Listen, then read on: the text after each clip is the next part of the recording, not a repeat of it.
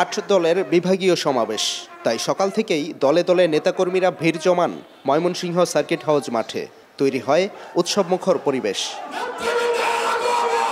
জুলাই সনদ বাস্তবায়ন, পিআর পদ্ধতিতে নির্বাচন সহ 5 দফা তুলে ধরেন নেতাকর্মীরা। সুষ্ঠু নির্বাচন করতে হলে 5 দফা বাস্তবায়নের বিকল্প নেই বলে দাবি করেন তারা। দিনের পর রাতে হয়েছে, তারা একদলীয়ভাবে তারা নির্বাচন করেছে।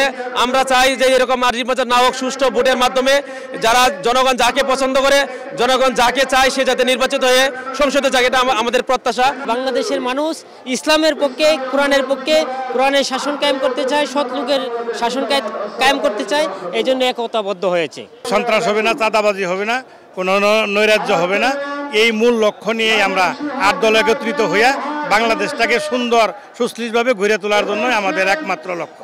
সমাবেশে 8 দলের নেতারা বলেন, নতুন বাংলাদেশে ভারতীয় আধিপত্যবাদ ও চাঁদাবাজির কোনো স্থান নেই। বৈষম্যমুক্ত দেশ গড়তে 8 দলীয় জোটকেই ক্ষমতায় আনার আহ্বান জানানো হয়। জনগণ যেভাবে 2024-এর 5ই আগস্ট এদেশ থেকে ভারতীয় গোলামদেরকে উৎখাত করেছে, তেমনিভাবে নতুন কোন গোলাম তৈরি হলে তাদেরকে উৎখাত করার জন্য জনগণ প্রস্তুত থাকবে। গণভোটে হাকে জয়যুক্ত করতে হবে এবং 8 দলের যেই প্রার্থী আসবে, যেই প্রতীক নিয়ে আসবে তাকে জয়যুক্ত করতে হবে। প্রকাশ্যভাবে ঘোষণা দেওয়া হচ্ছে 8 দল এবং জামাতের ভোটাররা যদি ভোট কেন্দ্রে যায় তাদের নাকি হাত পা ভেঙে দেওয়া হবে। এটা লেভেল প্লেইং ফিল্ডের কোনো লক্ষণ নয়।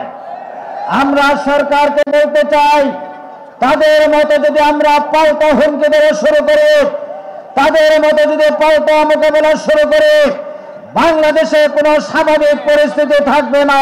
নতুন বাংলাদেশে যারা চাঁদাবাজি করবে, যারা টেম্পো স্ট্যান্ড দখল করবে, আগামী নির্বাচনে এই দেশের জনগণ তাদেরকে লাল কার্ড দেখাবে ইনশাআল্লাহ।